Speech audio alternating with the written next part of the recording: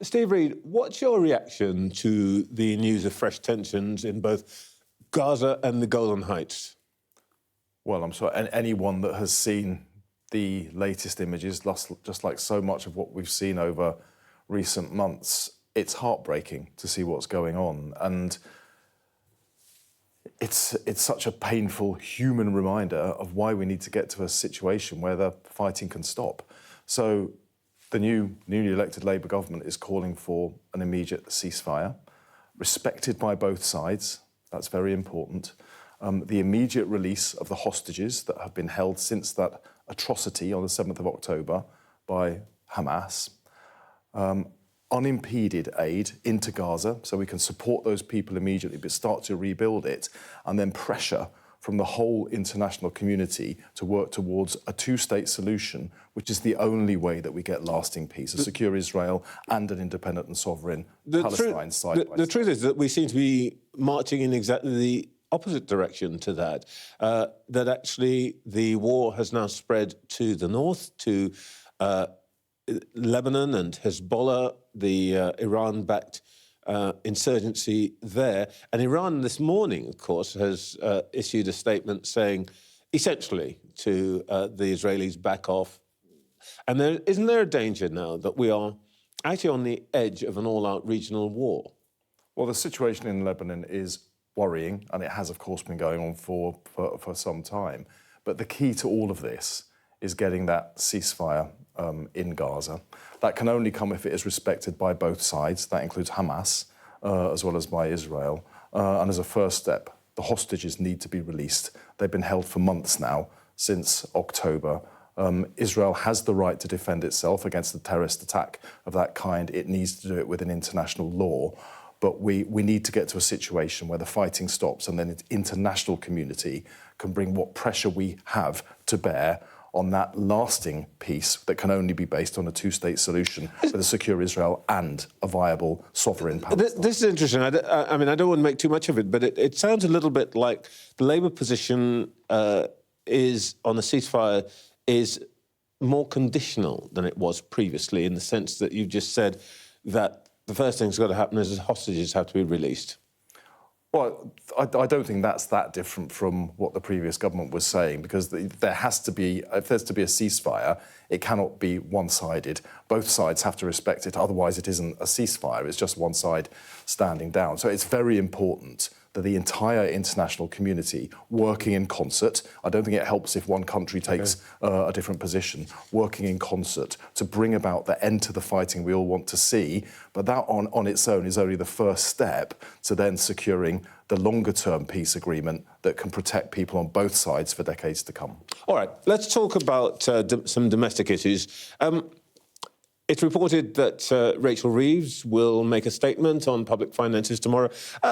What is it that you know this morning that you didn't know back in June when you drew up your programme for government? Oh, you're right, Rachel will be making a statement in the House of Commons tomorrow, and she will be open and transparent about what we have found as an incoming government, an incoming set of ministers since we came into our departments. The inheritance from the previous government has been catastrophic. They were spending money like there's no tomorrow, and then they called an election, they've run away, and they're trying to deny it. It's very important that we get back to openness in public life, so we're not going to shy away from what's going wrong, and we are determined to take the decisions that will start to rebuild Britain and give people better opportunities in the future. If there's openness in public life, is there an element of, let's call it, kabuki theatre here? I mean, here's what Rachel Reeves herself said back in June. She said, we've got the OBR now. We know things are in a pretty bad state. You don't win an election to find that out. Yet now, you're suddenly going, oh, my God, there are all these things we didn't know. Was she wrong then, or is she just doing theatre now? Well, there were things outside what the OBR had been covering. Let's take one of what I think was the most egregious is the prisons crisis.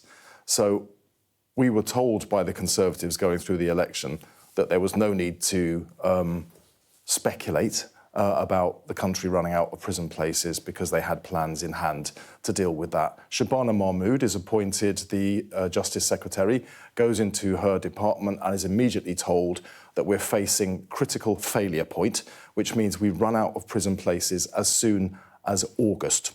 So she had to take immediate action to stem the risk that judges would no longer be able to sentence convicted criminals to jail sentences because we've run out of places. She knew that. In fact, I remember reading her press release about early release in which she made more or less exactly that point.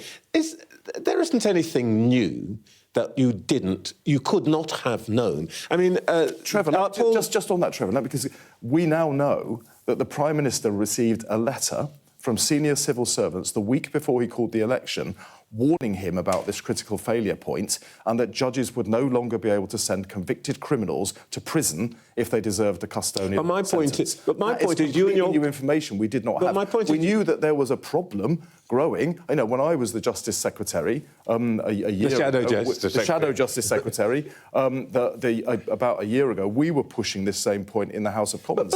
The government reassured us again and again and again that we needn't worry, that there was sufficient places. My point is, you personally, plus your colleagues, would come in here week after week after week and say, we don't believe them, it's worse than they're saying. And now suddenly you're discovering that it's worse than they were saying. It's not only that we didn't know, the Prime Minister deliberately covered it up.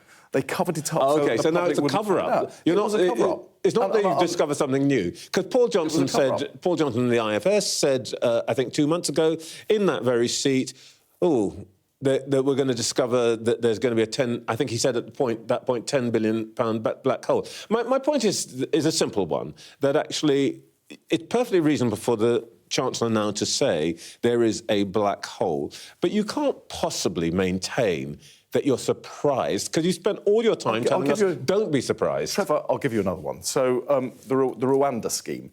We believed, because that's what the Conservatives were telling us, that they had spent £400 million to send just 4 volunteers to Rwanda. Bad enough, you'd think. But Yvette Cooper goes into the Home Office and finds out the actual spend is £700 million, 75% more, an additional £300 million that they had covered up. Now, I've asked some Conservative MPs, did you know about that and therefore were complicit in the cover-up, or is it news to you? In which case, it's good that we're now being open and transparent, because once you see the problem, you can deal with the problem, and we want to get away with the politics of denial and cover-up and be open and honest. Let's just talk about what you're going to do about it. First of all, are you going to accept the recommendations of the pay review bodies on pay for teachers and NHS workers? Well, this, of course, was another set of recommendations that the previous government knew about but did not share.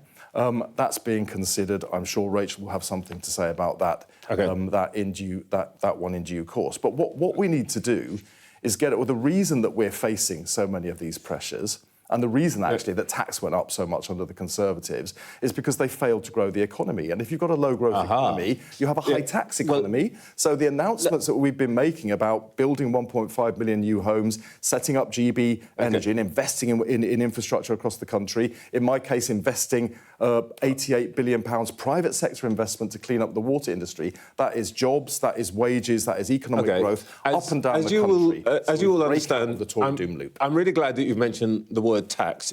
You said that you won't raise income tax, national insurance or VAT. Right. Just to be clear, your formal position is that tax changes on inheritance, capital gains and pensions are not yet ruled out for this government. Well, I don't see the benefit in speculating when we don't. I'm not speculating. I'm simply saying we don't even know the full scale. I'm simply saying that they're not ruled out in the way you've ruled out other taxes. That's all I'm saying. Let me just explain our starting point. After 14 years of Conservative government, working people are paying the highest rates of personal taxation since the end of the Second World War, for 70 years. Forgive me. Yes, we have ruled out increases in VAT income tax. Forgive me, we've been beating Tory ministers over the head with that. I just wanted to get a straight answer to the question of whether, in the way that you have ruled out raises on income tax, national insurance and VAT, you have not ruled out rises in inheritance tax, capital gains tax and pensions. Well, we're not going to shy away from difficult decisions, but the core of what we want to do is not to increase taxation. it's to grow the economy, because that way we can get the income that we need without recourse to taxation. And our view is the Conservatives have overtaxed the country. My point is that, coming back to Paul Johnson and the IFS, here's what he said to us back in June. I do wish they'd stop ruling things out, because they may well find that they regret that when they assume office, because they've ruled out the simple taxes, we'll end up with complicated and actually quite damaging, economically damaging taxes. Is the case here that you've painted yourselves into a corner, or perhaps a more apt metaphor is that you're up the creek without a tax paddle? No, because I don't accept the underlying premise of your question or the comments that you're quoting there, which is that we can't grow the economy. Now, the Conservatives failed to grow the economy for 14 years. The last Labour government grew it 50% more every year on average. Had the Tories maintained that rate, we'd have £50 billion additional in the Exchequer today to spend on public services. Our primary mission is to grow the economy. That's why Angela has been saying what she's been saying about house building. Ed has been saying what he's been saying about energy infrastructure and transitioning to a clean energy superpower. And I've been saying what I've been saying about investing in broken water infrastructure. That's jobs, it's economic growth. And it means we don't have to raise taxes to get the income we need to spend on public services. Let us talk about growth. Chancellor says growth, as you say, is the answer. Part of the pathway to growth is development and reform of the planning system. That's right. Now, you're a former distinguished local government leader, and as a leader of Lambeth Council, like all council leaders, you spend a lot of time saying to central government, leave us alone so we can get on with it. Now you are Secretary of State for the Environment and Rural Affairs. With your colleagues, you're telling local government and metro mayors, don't stand in our way. Who is actually going to be in charge here? Is it going to be you in Whitehall telling the former Steve Reeds of today that we're in charge, or are you going to let your promises on devolution become a reality? Well, I'm a big advocate for devolution. I always have been since when I was a council leader. I retain that position. Now I'm a member of the cabinet. But the way to look at this is a partnership between local and national government. Yeah, that's what you guys always say, and then suddenly the partnership becomes big brother and little brother. Who is going to make the decision? It's entirely legitimate. This Labour government has been elected on a commitment to build 1.5 million new homes. That we will deliver, that we have a democratic mandate. And when Mr Steve Reed of de nos jours says, yeah, you can have them, you can build them, but build them somewhere else, not in my borough. We will do it with them. You're going to tell them to suck it up, aren't you? They will have housing targets, and they can choose how and where those homes will get built. But they will build them. It's entirely the way to do it. So when I was a council leader in Lambeth, we built just shy of 20,000 new homes, contributing to the government's targets. We would have wanted more control over the decisions about how and where those homes built, what proportion of them were affordable. It wasn't enough, in my opinion. So by giving local government discretion over the things they should have discretion over, we work in partnership and we deliver on our mandate.